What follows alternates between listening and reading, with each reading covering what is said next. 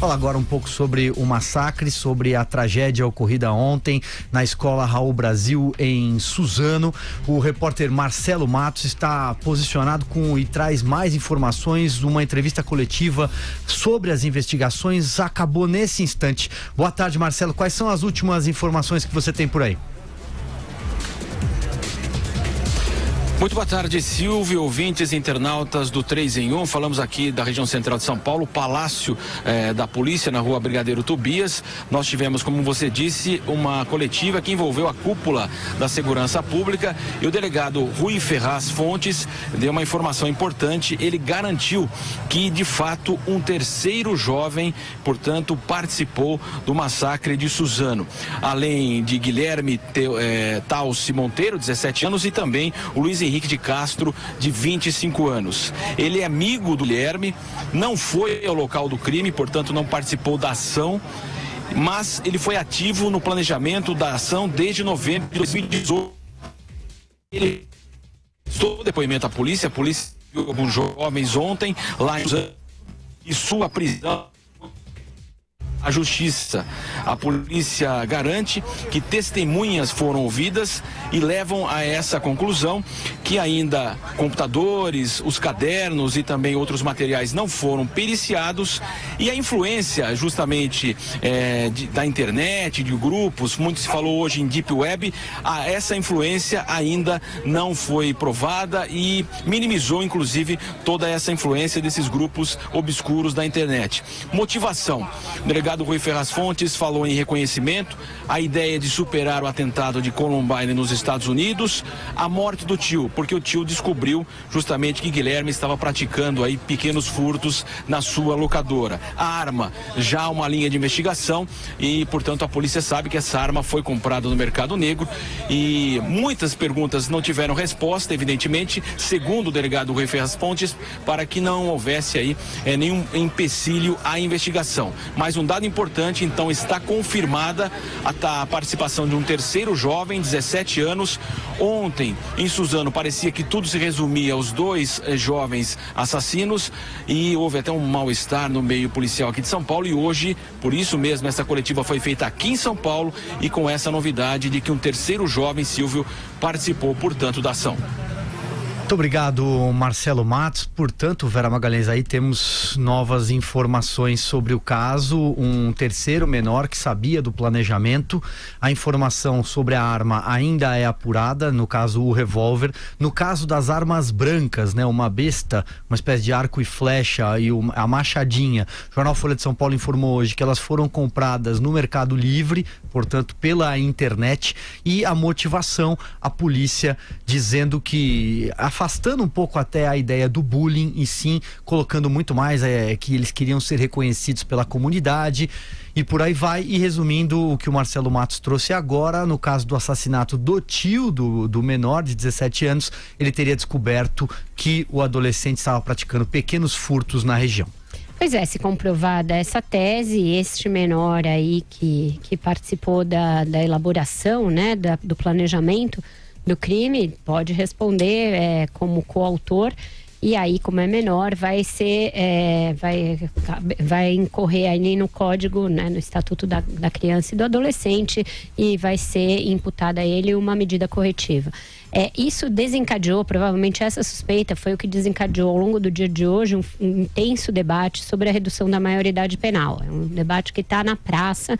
Já era uma tese de campanha do Jair Bolsonaro, ganhou força no dia de hoje.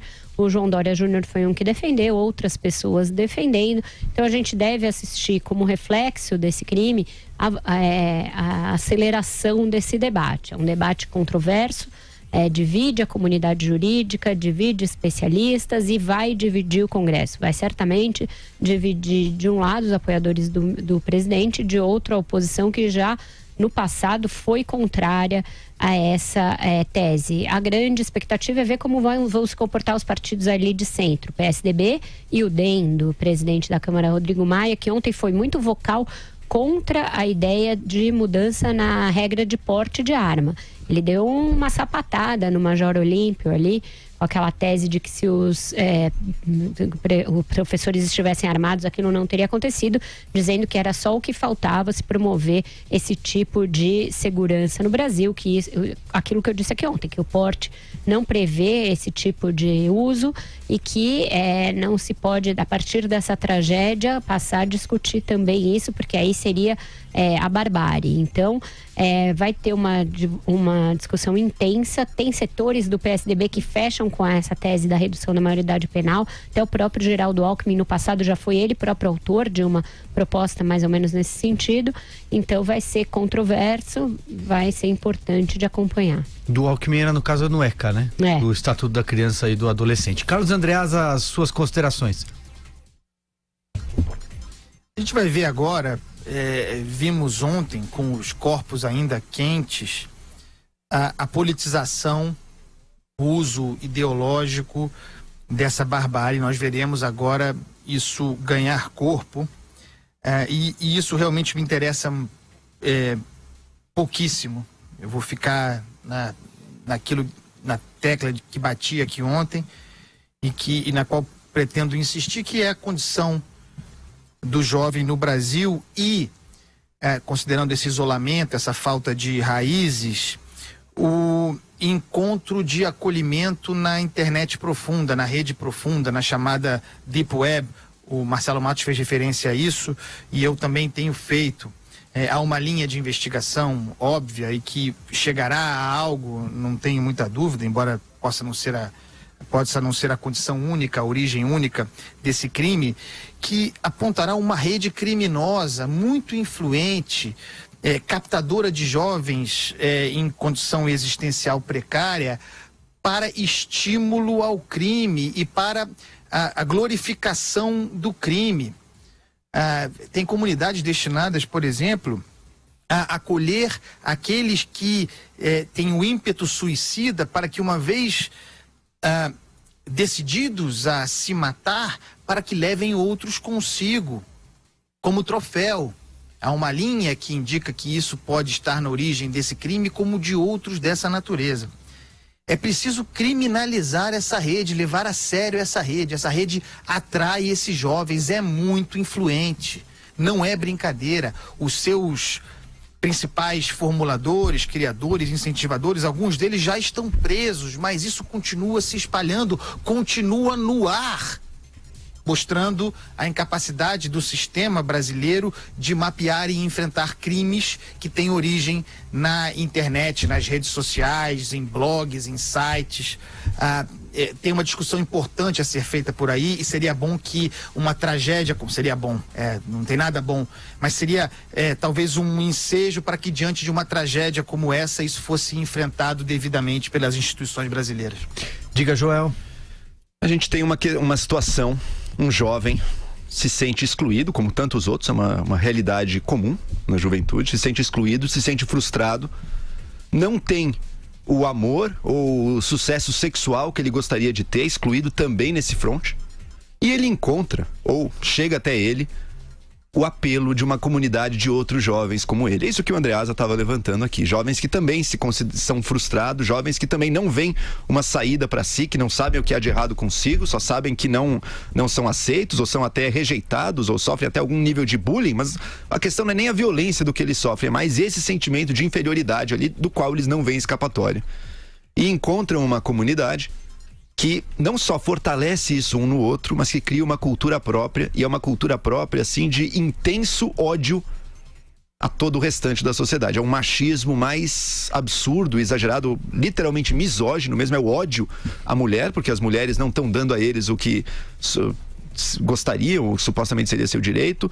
É o ódio a qualquer movimento social também, ou qualquer outro, digamos, bom sentimento aí da sociedade, e na contraparte um verdadeiro culto à violência, às armas e até esse ato final do suicídio, mas visto como heróico e visto como, se possível, levando o máximo de pessoas junto.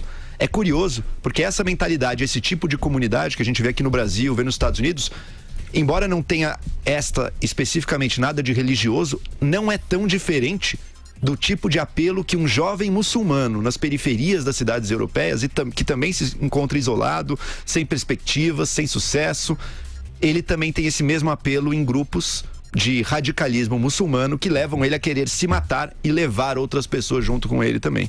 Então a gente vê que é um mesmo tipo de fenômeno social acontecendo. Por um lado, temos que ter o combate sim a esses grupos, o desbarateamento de grupos como esse, para que eles não possam ter acesso, não possam trocar seus planos e crimes. Os crimes são planejados, são festejados, incentivados e até planejados usando comunidades assim. Mas não tenhamos a ilusão também de que a culpa é especificamente desse fórum de discussão aí, por exemplo. A culpa está ali. Ele é um canal que se criou, ele pode ser desbaratado, outros surgirão. Porque a gente está tratando de uma questão cultural, de uma cultura nossa, de uma sociedade que é radicalmente, intensamente competitiva, que faz a pessoa que não é o vencedor se sentir um lixo, que exclui e vê com desprezo todo mundo que não está por cima, que não está levando a melhor, que cultua a violência. No Brasil, infelizmente, cada vez mais esse culto às armas, as pessoas mostrando fotos orgulhosas suas ao lado de armas de fogo. É sintomático que esses jovens fizessem isso e partilhassem disso também. Agora, vamos deixar claro, a imensa maior parte das pessoas que participa de discussões extremamente preconceituosas e bizarras nos fóruns, na Deep Web, onde quer que seja, jamais cometerão um crime como esse. Provavelmente tem um elemento aí de um desequilíbrio psicológico individual também. Mas, sem dúvida nenhuma, nossa cultura impele muitas pessoas para esse caldo tóxico, nocivo, e que a gente precisa fazer alguma coisa, tanto no combate, quanto em gerar uma cultura que não produza tantos jovens assim.